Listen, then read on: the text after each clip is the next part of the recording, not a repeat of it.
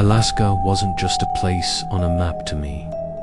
It was a dream stitched into the fabric of my childhood. My very first memory isn't of toys or birthdays, or even family. It's of the northern lights on a television screen.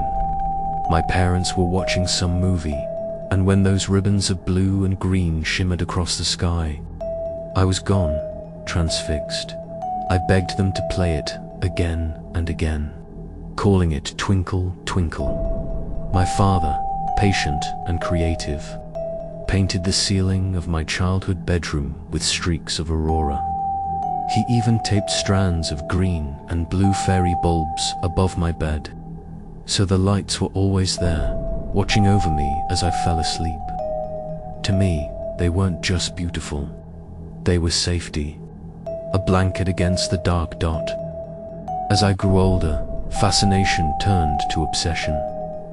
The aurora became Alaska itself, a far-off world, unreachable, almost extraterrestrial. I never thought I'd see it in person, but life has a way of tearing safety away. One day, I found myself on the floor, face pressed into white carpet, red smearing the fibers. For too long, I lay there, convinced I had lost more than blood. I had lost the one person who tethered me when the sun dipped through the window, scattering golden embers across the ceiling. It felt like the beginning of another life. A cruel rebirth, maybe, but still a beginning. So I stood. I healed. I worked.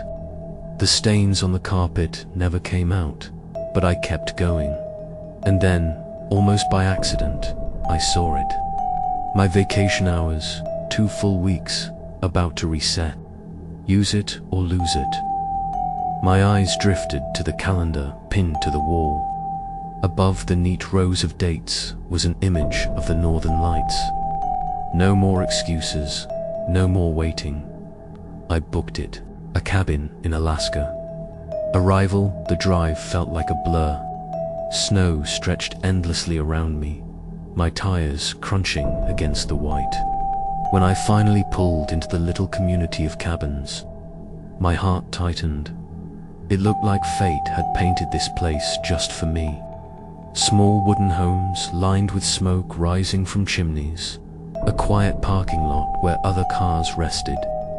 The air was sharp and pure, and for the first time in years, I felt like I could breathe. Neighbors became familiar faces within days. There was Adam, late 40s, his body marked by the army, his voice carrying both command and fatigue. His hands twitched when he told stories, PG versions, but his eyes gave away the darker truths. There was Ellis, an older widow who leaned on coffee and cigarettes as she tried to rediscover who she was without her husband. With her was her grandson, Emery, a boy with a red ball and a smile that hadn't yet been crushed by the world. One cabin housed a woman about my age. She kept to herself, solitude clinging to her like a choice. Another cabin held a couple whose voices carried into the night, constant arguments, until Adam's booming threats of "shut the hell up" silenced them. And in the farthest cabin lived an old woman, frail, kind, but fading, a flame in its final flicker.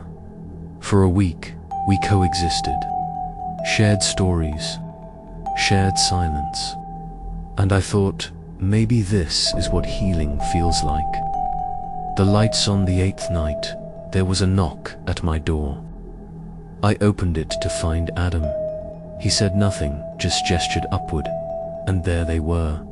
The aurora, blue and green rivers of fire, shifting alive, burning themselves into my memory. The 6 of us stood together outside, framed by the cabin roofs.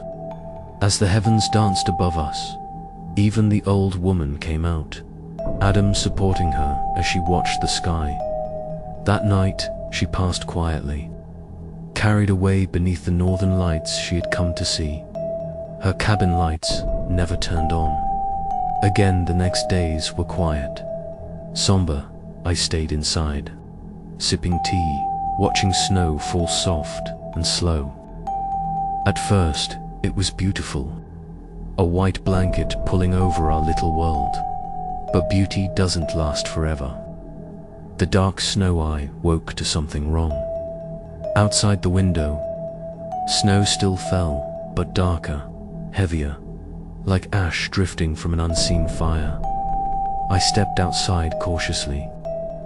Adam was on his porch too, staring upward. The flakes clung to the glass, to the ground, staining the white. I stretched out my hand. One landed on my finger. At first, just a tingle. Then, a burn. A fire crawling under the skin. I rushed to the sink, running water over it, scrubbing, but the blackness spread. My finger curled without my command. Then it snapped, bone-piercing flesh, stained black, blood dripping, mixing with ink. It was no longer my finger. Trembling, I grabbed the butcher's knife, slammed it down once, not enough. Again, harder. The bone gave way, and my finger was gone. In the sink, it twitched, moved, wriggled like a fish. The nail scraped porcelain as the severed piece of me tried to crawl back. Adam through the window, more dark flakes fell. And then Adam, he wasn't on his porch anymore. He was in the snow, head tilted back, mouth open. The flakes poured into him. His skin blackened, cracked. His movements snapped and jolted like a puppet pulled by too many strings. Jaws clacked, teeth grinding. Limbs twisted, bones breaking and reforming. When his eyes snapped toward me, my heart froze. This was no longer Adam. It was something else. The child eye backed toward my door. And that's when I heard it, laughter, innocent, childlike. Imri's red ball lay in the snow. And there he was, standing in his doorway, ready to chase it. Ellis was nowhere in sight. Time slowed. I threw my jacket over my head, shielding myself, and sprinted into the snow. Adam, or the thing wearing him, jerked toward me, arms like broken branches reaching. But I slipped past, scooped up the boy, and bolted. Inside Ellis's cabin, I nearly collapsed, clutching the child to my chest. Ellis spun around the corner, asking what happened. She must have thought I'd gone insane. But outside, the snow kept falling, black, endless, alive, and Adam was still out there.